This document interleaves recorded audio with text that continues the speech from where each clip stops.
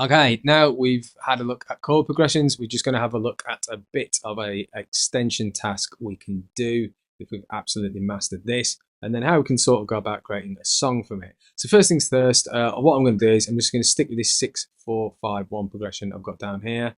I'm actually going to just get rid of the rest for now. I'll just delete those. Don't need them.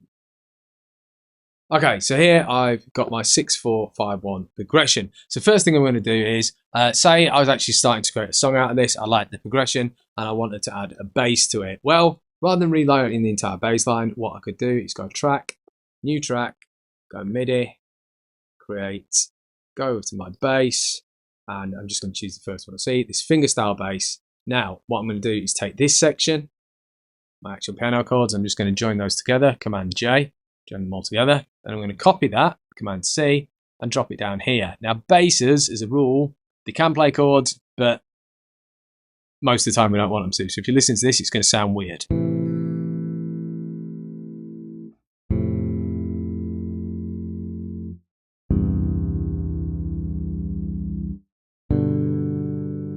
And that's because for this example, we only want the bass playing one note at the time. And all we want it to do is play the bottom note of the chord, which is here.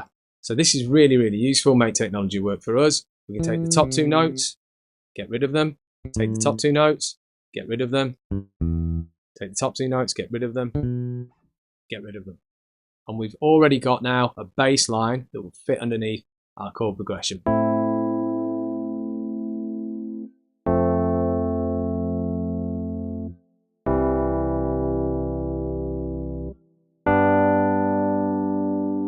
Not bad, but because it's a bass, I actually want it to be a little lower as well. So what I can just do is select all the notes there and press Shift, Option and the down key.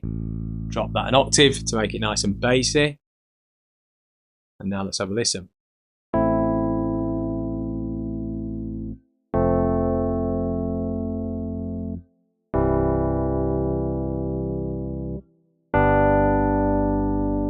So that's how we can add a simple bass line to our song. I'm just going to pull this up here, and I'm actually going to change it a different colour so we can see the difference between the two. So now we've got bass and piano. Next thing we can do is actually have a look at our piano, because as things stand, you can see all these notes here, they're in what we call first position triads. It's not necessarily the best way we want to change it. So we can play around with the voicing of the chords. So voicing goes to do with the order that the notes actually come in. So hit this one, we've got C, E, and G, and then our next chord we've got, wait a minute, no we don't, sorry I'm wrong, we've got A, C and E because it's A minor, and then our next chord we've got A, E and a C. Now this C down the bottom here, if we look, it's really far away from this note up the top here.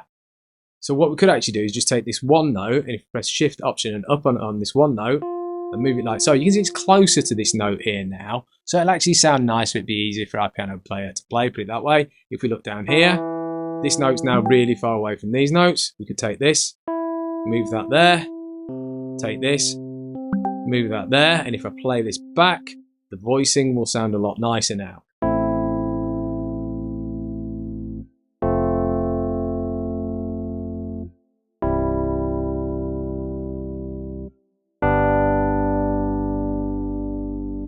So have a look at your chords and see if you can make them look a bit nicer, make them look a little bit close together like that, because that'll actually fix the voicing on them all. You don't have to do it the way I said. If we just go back to what it was in the beginning. Oh, sorry, jumped across there.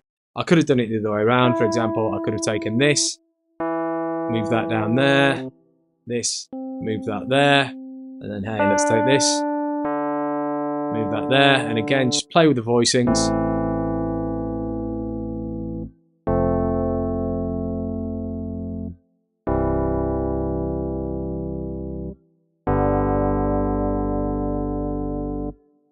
So there's a couple of things you can do to have a play around with your composition. Also, what I'm now going to do is I'm just going to throw in a drummer track there.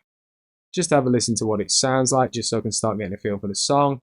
Obviously, I think it'll be better with a nice rock drummer in there. Let's try Ian. Let's see what Britpop Ian sounds like.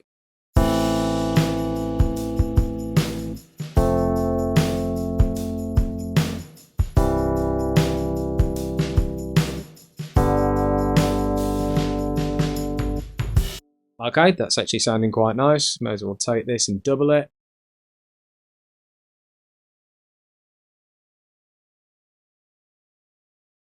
And then what I'm going to do is I'm actually going to add this here, and then let's call this a verse for the sake of argument.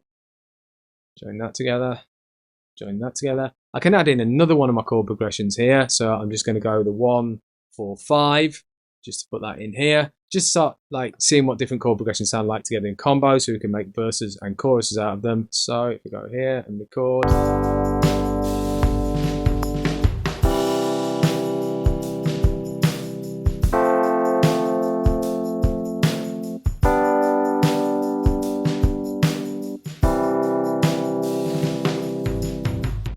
I went back to the 1 there because that'll work. And again,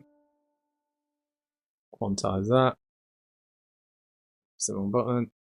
Quantize that so it sounds nice. Take it, copy it, and drop that down into my bass line, like so. Take out all those top notes that I don't want. Oh, I've taken out one note too many there. And then have a quick go at revoicing my chords over the top here.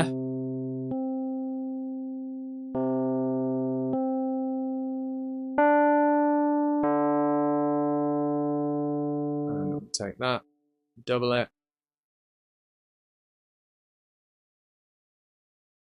Oh, what just that?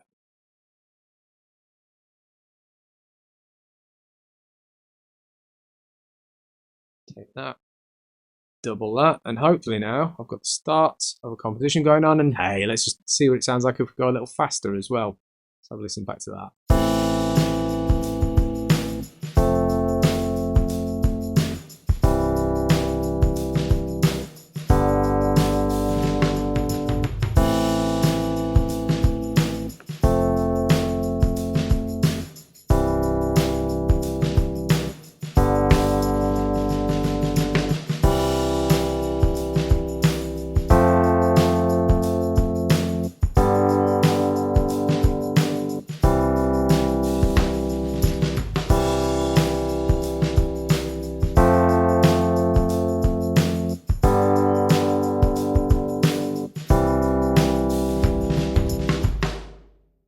Okay, so there you go, how to write chord progressions, and now we've looked at how we can add bass and drums to those and make our chords sound nicer by changing their voicings, and we've even started creating the bits of the basic of a song there. So hopefully you can get these skills down, and then you can improve your songwriting and improve your songwriting process as you go along. So I hope you found that useful. Please come back for more videos.